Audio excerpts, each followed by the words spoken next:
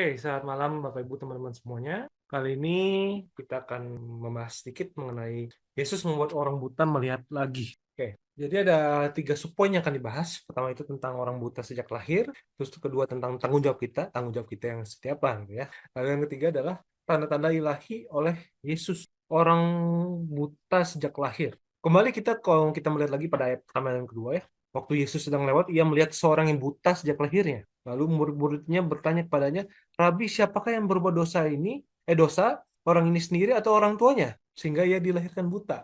Orang Yahudi percaya setiap bentuk ketidaksempurnaan fisik merupakan hukuman dosa. Kadang, kalau kita lihat di perjanjian lama kayak di Keluaran, kadang dosa orang tua tuh dianggapnya bisa menurun ke anak. Makanya kalau misalkan ada anak yang dilahirkan cacat ya, kurang, orang akan mikir, oh ini kayaknya gara-gara orang tuanya dulu gini gini gini sih, makanya dilahirkannya gitu. Kalau sekarang kan mungkin secara modern kita lihat, oh mungkin gara-gara gizinya mungkin ada yang kurang ataupun ada genetik orang tuanya.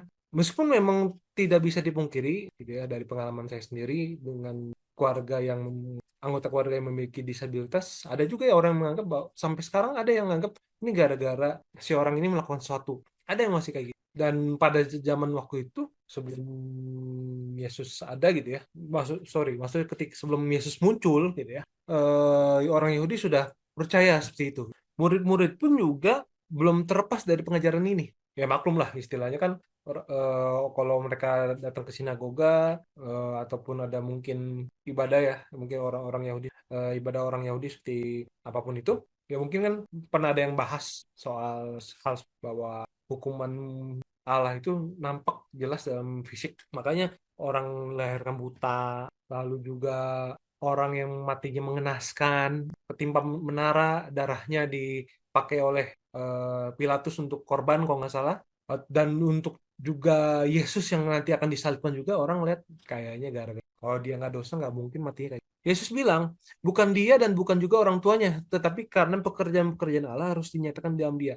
Jadi mesti Bapak Ibu teman-teman semua kita mesti paham bahwa Yesus ini tidak sedang menjelaskan semua penyakit pasti ataupun pasti tidak. Nah, ini sedikit matematis sedikit ya. Pasti ataupun pasti tidak berasal dari dosa. Jadi Yesus nggak ngomong sedang ini semua penyakit tuh pasti dari dosa. Gara-gara kamu kurang doa, misal, atau gara-gara kamu nggak datang PD hari Selasa kemarin, misalkan. Jadi makanya matanya bintitan, misalkan kayak gitu.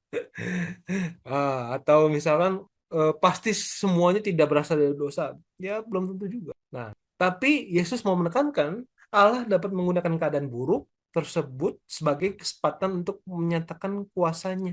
Yang jelas, dalam hal ini, Yesus menolak bahwa ini Tuhan, guru, ini kayaknya gara-gara dosa ya. Yesus menolak. Yesus bilang bukan dia dan bukan juga orang tuanya. Kebutaan ini terjadi bukan gara-gara dosa orang tersebut, bukan. Apalagi juga bukan gara-gara orang tuanya juga. Jadi kalau di Dake Bible gitu, memang meskipun semua kesakitan dan kematian itu berakar pada kejatuhan manusia oleh dosa asal, yaitu oleh dosa Adam dan Hawa waktu itu, tapi dosa yang kita buat, sakit fisik dan penderitaan lainnya itu diizinkan oleh Allah sebagai suatu bentuk penyucian dan kesempatan untuk mendekatkan diri pada Kristus. Dan jadi dalam hal ini kebutaan orang tersebut menjadi kesempatan bagi Kristus untuk menyatakan kemuliaan Allah. Sama aja misalkan kayak kita, mungkin kita ngalamin musibah. Pas waktu itu, pasti pas kita ngalamin musibahnya, aduh nggak kuat lah, mau mati aja. Boleh nggak sih aku? Atau, aduh Tuhan kenapa ya aku ngalamin? Oh, aduh Tuhan kenapa ya? Kok nggak beres-beres? Tapi kadang seringnya kalau begitu udah lewatin itu beberapa tahun kemudian gitu, ya, tentu dengan pengolahan yang tepat juga ya. eh Begitu itu semua udah lewat, kita ngeliat, oh ya untung dulu ngalamin itu. Saya nggak bisa bilang ini untuk semua penderitaan yang sedang dialami oleh Bapak, karena kan mungkin memang ada yang istilahnya memang benar-benar berat banget sehingga orang luar yang mendengarnya pun juga bingung ini hikmahnya apa gitu. Tapi saya percaya bahwa rencana Tuhan itu rencana rencana dan rencana. Jadi kalau memang hal itu boleh Tuhan izinkan terjadi dan meskipun berat, sama mungkin saya punya anggota keluarga yang disabilitas. Awal-awal memang berat, adalah hal-hal yang mau nggak mau mesti saya sesuaikan.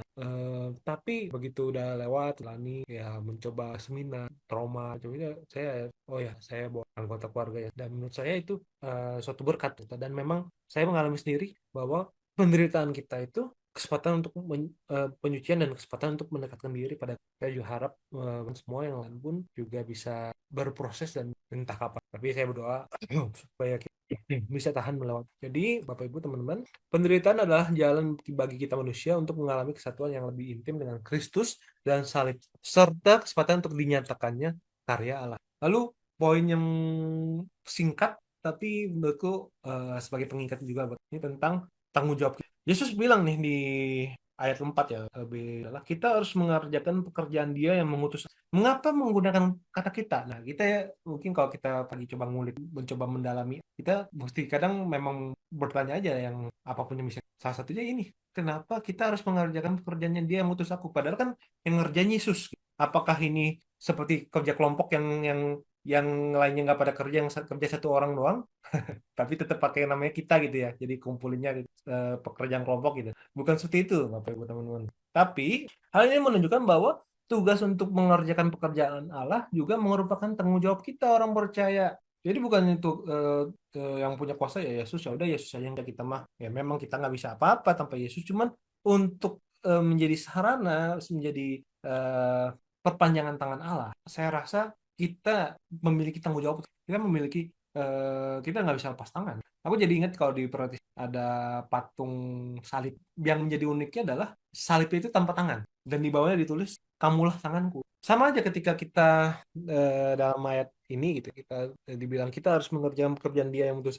Yesus mengajak kita juga bahwa dan mengajarkan pada kita bahwa tugas untuk mengerjakan kehendak Allah itu ya tugas kita juga, tanggung jawab kita sebagai orang yang percaya pada Kristus. Dan jika engkau hendak bekerja, kalau kata Satu Yohanes Chrysostomus, bekerja maksudnya mengerjakan karya Allah, bekerjalah sekarang selagi kau hidup. Oleh karena di dalam kubur tidak ada iman, pekerjaan ataupun pertobatan. Jadi kan Yesus ngomong nih, kita harus mengerjakan pekerjaan Dia yang mengutus aku selama masih siang, akan datang malam di mana tidak ada seorang pun yang dapat kerja. Santo Yohanes Chrysostomus mengartikannya ini, jadi selama kita masih hidup, kita bekerja, kita berkarya, kita melayani Tuhan. Tapi begitu udah kubur, kita udah wafat, kita udah masuk dalam kubur, atau dikremasi gitu ya, beberapa orang gitu ya.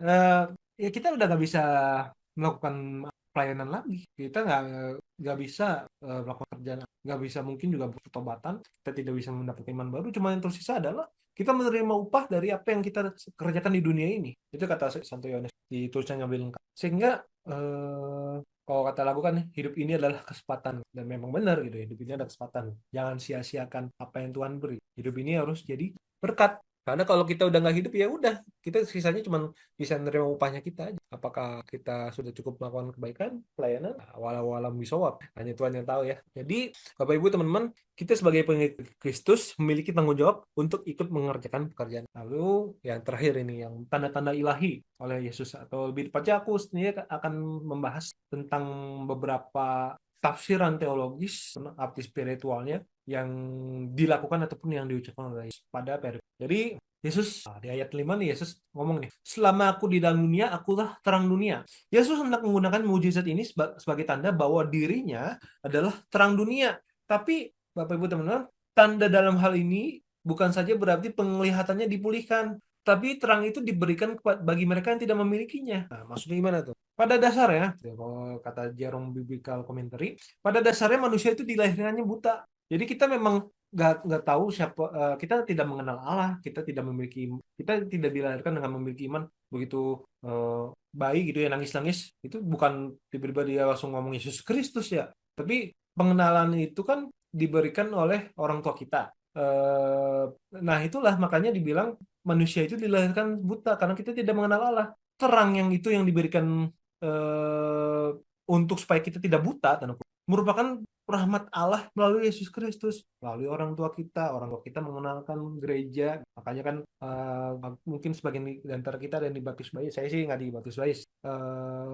Ada yang dibaptis bayi, ada yang diajak sekolah minggu, ada yang ya dididik secara Katolik bagi sekitar gitu. Nah itu semua ya rahmat Allah, rahmat Allah. Dan ketika Yesus ngomong akulah terang dunia, rahmat Allah itu ada melalui Yesus Kristus, iman kita pada Yesus. Makanya kita beriman memang. Jadi sekali lagi Bapak Ibu, kalau misalkan masih nggak ngeh buta yang mana ya, memang buta di sini adalah kebutaan spiritual. Lalu setelah itu Yesus meludah ke tanah, mengaduk ludahnya itu dengan tanah lalu mengoleskannya ke mata orang buta tadi. Di sini menarik ya Bapak Ibu teman-teman.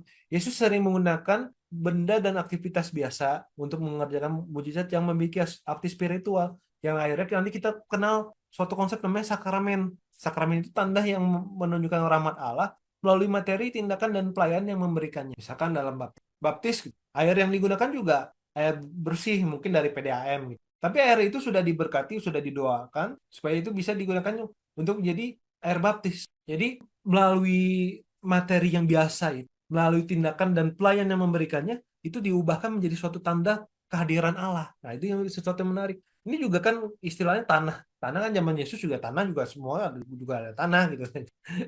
Tapi Yesus dengan kuasanya dia tanah itu diubah menjadi tanda mujizat. Selain baptis tentu saja yang paling jelas lagi adalah ekaristi, roti biasa tidak beragi sama anggur biasa. Dan kalau kita minum ya sebelum dikonsekrasi ya. Kalau kita minum kita makan dah emang roti aja biasa, anggur aja biasa. Tapi begitu dikonsekrasikan, gitu, terimalah dan makanlah kamu semua, inilah tubuhku yang dikorbankan bagimu. Itu berubah dia jadi sungguh-sungguh tubuh dan darah tubuh Kristus dan inilah darahku beneran jadi darah. Itulah yang dinamakan sebagai. Nah, dan Yesus sengaja nih dia pakai sesuatu yang secara alami menghalangi penglihatan supaya jelas bahwa kesembuhan itu bukan berasal dari lumpur tapi melainkan dari kuasa ilahi. Misalkan katakanlah ya udah langsung cuci muka aja di Siloam. Siloam yang ini ya kolam ya bukannya Siloam yang rumah sakit.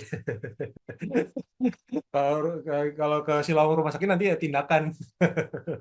Kalau nah, tapi maksudnya kan kalau misalkan Siloam gitu. Oh ya sembuh gara-gara Siloamnya kan. Tapi sengaja Yesus dia pakai tanah gitu yang jelas kan tanah kan nggak kelihatan gitu. Tapi tanah ini dibagi pakai menjadi suatu petanda bahwa kesembuhan itu bukan berasal dari lumpur, bukan berasal dari kolamnya, tapi dari kuasa ilahi. Bahkan yang menarik lagi gitu ya, kalau di ini juga cukup populer juga di Ortodoks gitu ya. Di saudara-saudara kita di Ortodoks dan ya Katolik Timur. Ada beberapa pendapat bahwa yang orang tersebut tuh bukan kayak istilahnya merem aja gini ya, terus tahu di ini kebuka. Tapi malah katanya ada beberapa pendapat bahwa bilang itu tuh nggak ada bola matanya sama sekali.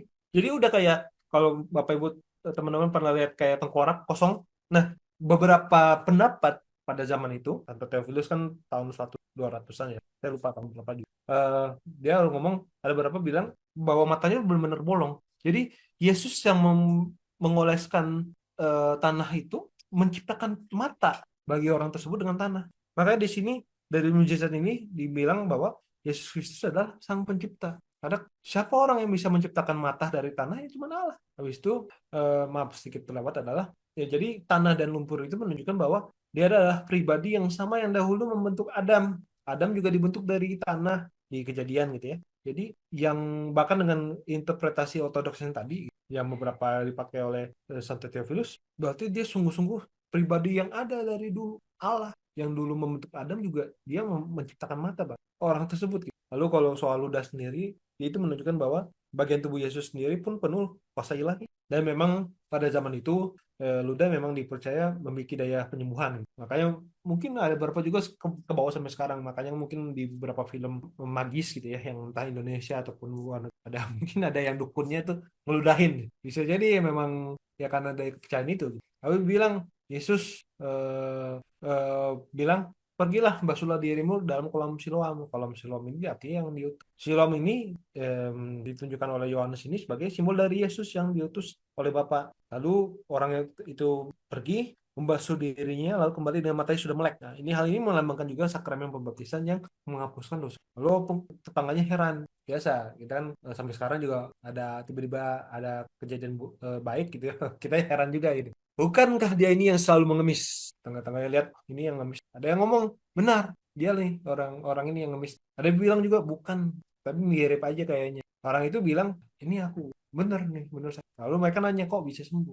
Orang yang disebut Yesus itu mengaduk tanah, mengoleskannya pada mataku dan berkata padaku, pergilah ke Siloam dan basuhlah diri. Lalu aku pergi dan setelah membasuh diriku, aku dapat. Dari sini dia menjelaskan apa yang diperintahkan oleh Yesus. Dan bisa dibilang ini nampak bibit-bibit awal pertumbuhan iman dan pengertian akan identitas Kristus oleh orang buta tersebut. Nanti akan kita ke poin ke Bertus dan Leo itu bakal semakin jelas bahwa dia udah sungguh-sungguh mengenali bahwa itulah Mesias. Lalu seperti biasa Yesusnya pergi. Jadi mereka nanya, gimana nih? Gimana dia? Aku nggak tahu. Karena Yesus langsung pergi, kenapa? Langsung cabut. Karena Yesus tidak ingin mencari kemuliaan ataupun keselamatan pribadi. Bukan misalkan nih tiba-tiba masih masih anteng aja berdiri gitu misalnya. Terus nih ya, saya gitu loh. Nah, gitu.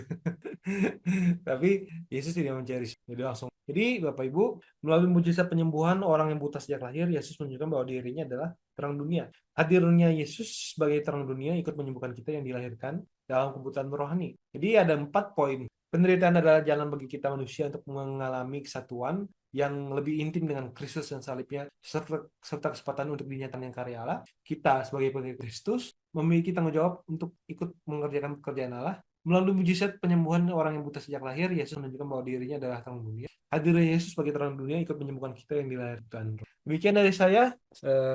Terima kasih semuanya. Syukron saya berikan kepada Abuna. Syukron, Abuna Jos.